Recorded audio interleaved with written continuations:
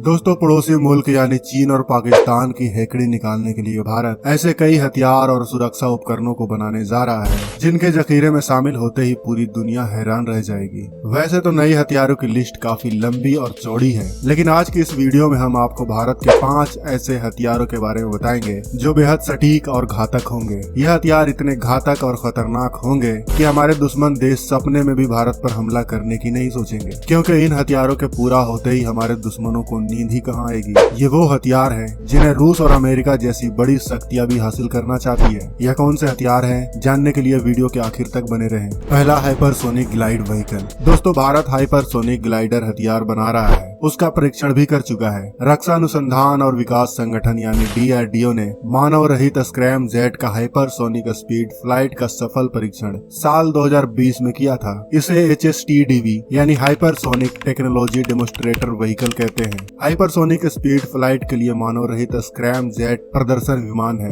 जो विमान 6126 से लेकर 12251 किलोमीटर प्रति घंटे की रफ्तार से उड़े उसे हाइपरसोनिक विमान कहा जाता है। भारत के HSTDV का परीक्षण 20 सेकंड से भी कम समय का था। हालांकि फिलहाल इसकी गति करीब 7500 किलोमीटर प्रति घंटे की थी, लेकिन भविष्य में इसे घटाया या बढ़ाया भी जा सकता है। इस यान से यात्रा तो की ही जा सकती है, साथ ही दुश्मन पर पलक झपकते ही बम भी गिराए जा सकते हैं, या फिर इस यान को ही बम के रूप में गिराया जा सकता है। आपको बता दूं कि इसका सफल परीक्षण होने के बाद रूस और भारत मिलकर ब्रह्मोस 2 हाइपरसोनिक मिसाइल बना रहे हैं। इसमें वही स्क्रैम जेट इंजन लगाया जाएगा जो इसे शानदार गति और ग्लाइड करने की क्षमता प्रदान करेगा। इस मिसाइल की रेंज अधिकतम 600 किलोमीटर की होगी, लेकिन इसकी गति बहुत ज्यादा होगी। यह मैक 7 यानी 8575 किलोमीटर प्रति घंटे की रफ्तार से दुश्मन पर धावा बोलेगी। इसे जहाज, पनडुब्बी, विमान या जमीन पर लगाए गए लॉन्च पैड से आसानी से दागा जा सकेगा। ब्रह्मोस 2 का सफल परीक्षण होते ही DRDO कई नए हाइपरसोनिक मिसाइल को विकसित करेगा।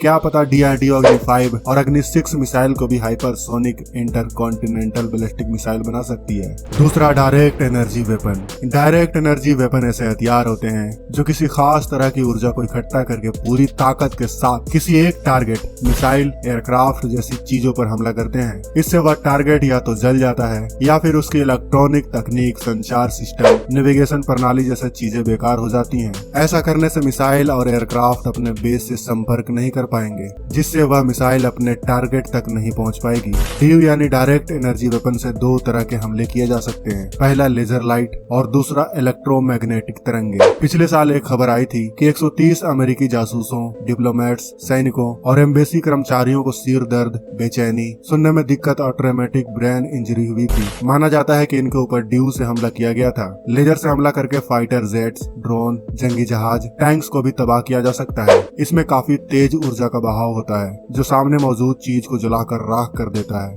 जिसके लिए DRDO एक प्रोजेक्ट पर काम कर रहा है जिसका नाम दुर्गा 2 है, यानी डायरेक्शनली अनरेस्टिकेटेड रे गन एरे। इसके तहत भारतीय सेना को 100 किलोवाट की लाइट वेट डायरेक्टेड एनर्जी दिया जाएगा। अभी तक DRDO ने 25 किलोवाट लेजर दुर्गा 1 हथियार बनाया है जो बैलिस्टिक मिसाइल पर 5 किलोमीटर दूर से हमला कर सकता है। हालांकि 1 अप्रैल 2022 को लोकसभा में दिए गए एक जवाब में रक्षा मंत्री राजनाथ सिंह ने 300 किलोवाट या उससे ज्यादा ताकत के हथियार बनाने का जिक्र किया है। तीसरा, NSUAV यानी naval ship borne unmanned aerial vehicle. भारतीय नौसेना अपनी जंगी जहाजों पर ड्रोन यानी अनमैन्ड एरियल व्हीकल को तैनात करने की मांग कई सालों से कर रही थी। पिछले साल केंद्र सरकार ने मंजूरी दे दी। अब भारतीय नौसैनिक जंगी जहाजों पर 10 नेवल शिप बोर्न UAV की तैनाती की जाएगी। इसके लिए सरकार ने करीब 1300 करोड़ रुपए की मंजूरी दी है। इससे पहले नौसेना ने 2 प्रीडेटर ड्रोन्स को अमेरिका से लीज पर लिया था। भारतीय नौसेना अमेरिका से सी गार्जियंस ड्रोन्स भी खरीदने की इच्छा जता चुकी है। हालांकि अब यह भी माना जा रहा है कि देसी की किसी कंपनी को नौसेना के लिए यह ड्रोन्स यानी मानव रहित विमानों को बनाने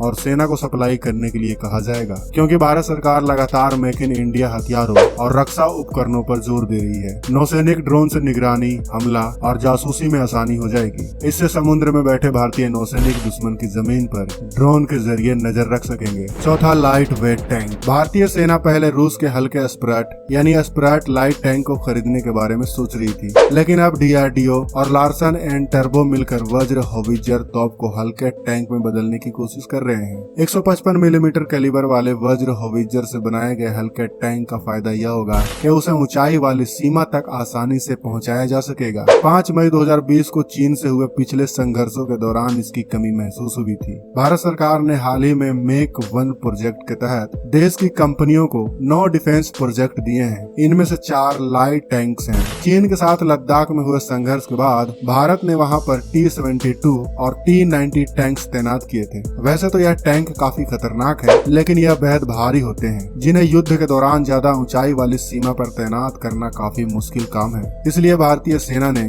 200 व्हील्ड और 100 ट्रैक्ड लाइट वेट टैंक की मांग उठाई थी। 5वां, इंडियन मल्टी रोल हेलीकॉप्टर। भारतीय मल्टी रोल हेलीकॉप्टर यानी IMRH एक मीडियम लिफ्ट हेलीकॉप्टर होगा, जिसे हिंदुस्तान एरोनॉटिक्स लिमिटेड द्वारा बनाया जा रहा है। इसकी पहली उड़ान की संभावना 2024 से 2025 है। इसका उपयोग हवाई हमले, anti submarine, anti surface, military transport और VIP ट्रांसपोर्ट में किया जाएगा। इनके आने के बाद रूस के Mi-17 और Mi-18 को धीरे धीरे हटा दिया जाएगा। इसके मुख्य रोटर में 5 ब्लेड लगे होंगे और 4 ब्लेड वाला रोटर पीछे पूंछ पर लगा होगा। माना जा रहा है कि इसे उड़ाने के लिए 2 पायलटों की जरूरत होगी। ये एक बार में 24 से 36 सैनिक को ले जा सकेगा या फिर 4500 किलोग्राम तक का वजन आसानी से उठा सकेगा। इसकी लंबाई 25.12 मीटर, ऊंचाई 6.22 मीटर का होगा। इसमें 2 टर्बोसेफ्ट इंजन लगे होंगे जो इसे 4000 किलोवाट की ताकत देंगे। यह अधिकतम 300 किलोमीटर प्रति घंटे की रफ्तार से उड़ सकेगा। इसकी रेंज 8000 किलोमीटर की होगी। अधिकतम 6700 मीटर की ऊंचाई तक यह जा सकेगा। इसमें लगने वाले हथियारों की फिलहाल कोई जानकारी नहीं है, और क्या पता शायद इसमें DRDO बनाए जा रहे नई मिसाइलों को लगा सकती है, जो सभी मौजूद मिसाइलों से काफी ज्यादा खतरनाक हो,